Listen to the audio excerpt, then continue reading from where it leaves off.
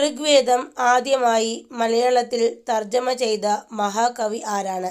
Answer Vallathol Narayana Menon. Vallathol Narayana മേനോനാണ് ഋഗ്വേദം മലയാളത്തിലേക്ക് ആദ്യമായി തർജ്ജമ ചെയ്തത്. ആ, ഇ, എ എന്നീ അക്ഷരങ്ങളെ ചേർത്ത് പൊതുവെ പറയുന്ന പേര് എന്ത്? ആൻസർ ചുട്ടെഴുത്തുകൾ. അക്കിത്തം എന്നത് ആരുടെ തൂലികാനാമമാണ്? ആൻസർ അച്യുതൻ നമ്പൂതിരി. അച്യുതൻ നമ്പൂതിരിയുടെ തൂലികാനാമമാണ് അക്കിത്തം. മലയാളം എന്ന പദം ശരിയായ അർത്ഥത്തിൽ പിരിച്ചെഴുതുക. ആൻസർ മല പ്ലസ് ആളം. മലയാള ഭാഷയുടെ ഉൽപ്പത്തി ഏതു ഭാഷയിൽ നിന്നാണ്? ആൻസർ തമിഴ്. തമിഴിൽ നിന്നാണ് മലയാള ഭാഷ ഉണ്ടായത്. ചുവടെ കൊടുത്തിട്ടുള്ളവയിൽ ഉറക്കം എന്നതിൻ്റെ പര്യായമല്ലാത്ത പദം ഏതാണ്? നിദ്ര, ശാണം, സുഷുപ്തി, ശയനം. ആൻസർ ശാണം. ബാക്കി 3 പദങ്ങൾ നിദ്ര, സുഷുപ്തി, ശയനം ഇവയുടെ അർത്ഥം ഉറക്കം എന്നതാണ്.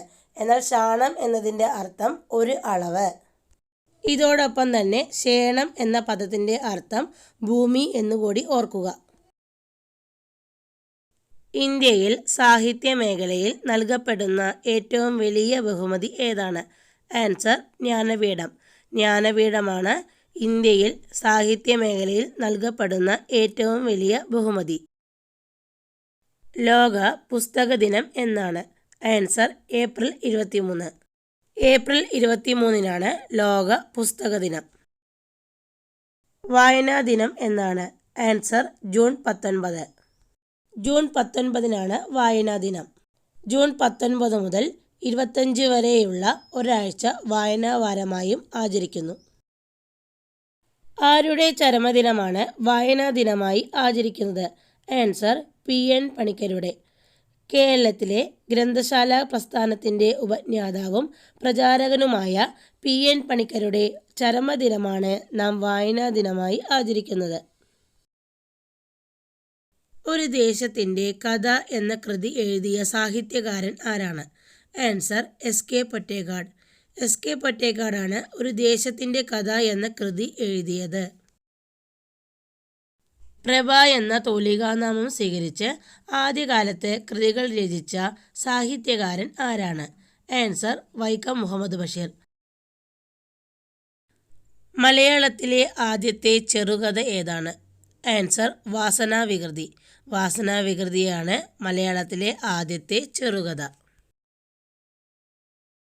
അപ്പുക്കിളി എന്ന കഥാപാത്രം ഏത് നോവലുമായി ബന്ധപ്പെട്ടതാണ്? ആൻസർ ഖസാക്കിൻ്റെ ഇതിഹാസം. ഖസാക്കിൻ്റെ ഇതിഹാസം എന്ന നോവലിലെ പ്രധാനപ്പെട്ട കഥാപാത്രമാണ് അപ്പുക്കിളി. മലയാളത്തിലെ ആദ്യത്തെ ലക്ഷണമൊത്ത നോവൽ ഏതാണ്? ആൻസർ ഇന്ദുലേഖ. ഇന്ദുലേഖയാണ് മലയാളത്തിലെ ആദ്യത്തെ ലക്ഷണമൊത്ത നോവൽ.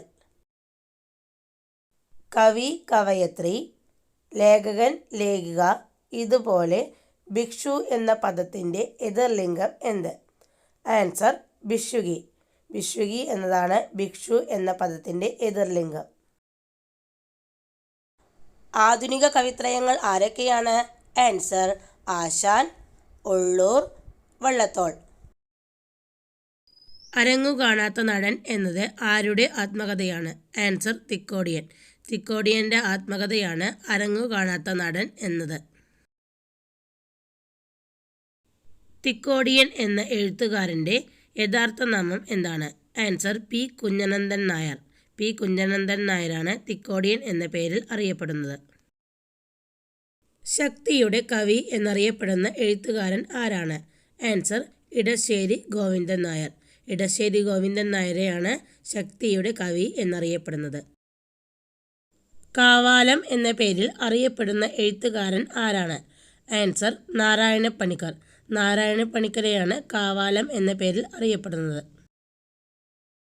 ഋതുക്കളുടെ കവി എന്ന പേരിൽ അറിയപ്പെടുന്ന എഴുത്തുകാരനാണ് ചെറുശ്ശേരി. ചെറുശ്ശേരി അറിയപ്പെടുന്നത് ഋതുക്കളുടെ കവി എന്ന പേരിലാണ്. അടുത്തത് കുമാരനാശാൻ. സ്നേഹഗായകൻ എന്ന പേരിലാണ് കുമാരനാശാൻ അറിയപ്പെടുന്നത്. ശബ്ദസുന്ദരൻ എന്ന പേരിൽ അറിയപ്പെടുന്ന എഴുത്തുകാരനാണ് വള്ളത്തോൾ. ശബ്ദസുന്ദരൻ എന്നറിയപ്പെടുന്നത് ആരാണ്? വള്ളത്തോൾ. അടുത്തത് വയലാറാണ്. വയലാർ ഏതു പേരിലാണ് അറിയപ്പെടുന്നത്? വിപ്ലവകവി. വിപ്ലവകവി എന്നറിയപ്പെടുന്നത് ആരാണ്? വയലാർ. അപ്പോൾ നമുക്ക് ഈ പഠിച്ചത് ഒന്നുകൂടി ഓർത്തു വയ്ക്കാം. ഋതുക്കളുടെ കവി എന്ന പേരിൽ അറിയപ്പെടുന്നത് ചെറുശ്ശേരി. സ്നേഹഗായകൻ എന്ന പേരിൽ അറിയപ്പെടുന്നത് കുമാരനാശാൻ. ശബ്ദസുന്ദരൻ എന്നറിയപ്പെടുന്നത് വള്ളത്തോൾ. വിപ്ലവഗായകൻ എന്നറിയപ്പെടുന്നത് വയലാർ. അടുത്തതായി കവികളും അവരുടെ തൂലികാനാമങ്ങളുമാണ്. ഒളപ്പമണ്ണ എന്ന തൂലികാനാമത്തിൽ അറിയപ്പെടുന്നത് ആരാണ്? സുബ്രഹ്മണ്യൻ നമ്പൂതിരി. കമലാ സുരയ്യ എന്ന തൂലികാനാമത്തിൽ അറിയപ്പെടുന്ന സാഹിത്യകാരി ആരാണ്? മാധവിക്കുട്ടി. മാധവിക്കുട്ടിയാണ് കമലാ സുരയ്യ എന്ന തൂലികാനാമത്തിൽ അറിയപ്പെടുന്നത്. അടുത്തതായി കാവാലം. കാവാലം എന്ന തൂലികാനാമത്തിൽ അറിയപ്പെടുന്നത് ആരാണ്? നാരായണപ്പണിക്കർ. കാവാലം നാരായണപ്പണിക്കറാണ് കാവാലം എന്ന തൂലികാനാമത്തിൽ അറിയപ്പെടുന്നത്. അടുത്തതായി പാല നാരായണൻ നായരാണ്. അദ്ദേഹത്തിൻ്റെ തൂലികാനാമം എന്താണ്? പാല എന്നതാണ് നാരായണൻ നായരുടെ തൂലികാനാമം. അടുത്തത് കടമനിട്ട എന്ന തൂലികാനാമത്തിൽ അറിയപ്പെടുന്ന വ്യക്തി ആരാണ്? കടമനിട്ട രാമകൃഷ്ണൻ. അടുത്തതായി ONV എന്ന പേരിൽ അറിയപ്പെടുന്നത് ആരാണ്? ഒറ്റപ്ലാക്കൽ നീലകണ്ഠൻ വേലുക്കുറുപ്പ്. അപ്പോൾ കവികളും അവരുടെ തൂലികാനാമങ്ങളും ഒന്നുകൂടി ഓർത്തു വയ്ക്കുക. ഒളപ്പമണ്ണ എന്ന തൂലികാനാമത്തിൽ അറിയപ്പെടുന്നത് ആരാണ്? സുബ്രഹ്മണ്യൻ നമ്പൂതിരി. കമലാ സുരയ്യ എന്ന തൂലികാനാമത്തിൽ അറിയപ്പെടുന്നത് മാധവിക്കുട്ടി. കാവാലം എന്ന തൂലികാനാമത്തിൽ അറിയപ്പെടുന്നതോ നാരായണപ്പണിക്കർ. പാല എന്ന തൂലികാനാമത്തിൽ അറിയപ്പെടുന്നത് നാരായണൻ നായർ. കടമനിട്ട എന്ന തൂലികാനാമത്തിൽ അറിയപ്പെടുന്നത് കടമനിട്ട രാമകൃഷ്ണൻ. ONV എന്ന തൂലികാനാമത്തിൽ അറിയപ്പെടുന്നത് ആരാണ്? ഒറ്റപ്ലാക്കൽ നീലകണ്ഠൻ വേലുക്കുറുപ്പ്. വെണ്ണിക്കുളം എന്ന തൂലികാനാമത്തിൽ അറിയപ്പെടുന്ന സാഹിത്യകാരൻ ആരാണ്? വെണ്ണിക്കുളം ഗോപാലക്കുറുപ്പ്. ആശാൻ എന്ന തൂലികാനാമത്തിൽ അറിയപ്പെടുന്ന എഴുത്തുകാരൻ ആരാണ്? കുമാരനാശാൻ. ഉള്ളൂർ എന്ന തൂലികാനാമത്തിൽ അറിയപ്പെടുന്ന വ്യക്തി ആരാണ്? S പരമേശ്വരയ്യർ. അടുത്തതായി വള്ളത്തോൾ എന്ന തൂലികാനാമത്തിൽ അറിയപ്പെടുന്ന വ്യക്തി ആരാണ്? വള്ളത്തോൾ നാരായണമേനോൻ. അടുത്തതായി വൈലോപ്പിള്ളി. വൈലോപ്പിള്ളി എന്ന തൂലികാനാമത്തിൽ അറിയപ്പെടുന്നത് വൈലോപ്പിള്ളി ശ്രീധരമേനോൻ. അടുത്തതായി G എന്ന പേരിൽ അറിയപ്പെടുന്നത് G ശങ്കരക്കുറുപ്പ്.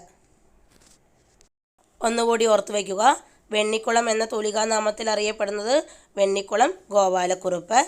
ആശാൻ എന്ന തൂലികാനാമത്തിൽ അറിയപ്പെടുന്നത് കുമാരനാശാൻ. ഉള്ളൂർ എന്ന തൂലികാനാമത്തിൽ അറിയപ്പെടുന്നത് S പരമേശ്വരയ്യർ. വള്ളത്തോൾ എന്ന തൂലികാനാമത്തിൽ അറിയപ്പെടുന്നത് വള്ളത്തോൾ നാരായണമേനോൻ. വൈലോപ്പിള്ളി എന്ന തൂലികാനാമത്തിൽ അറിയപ്പെടുന്നത് വൈലോപ്പിള്ളി ശ്രീധരമേനോൻ.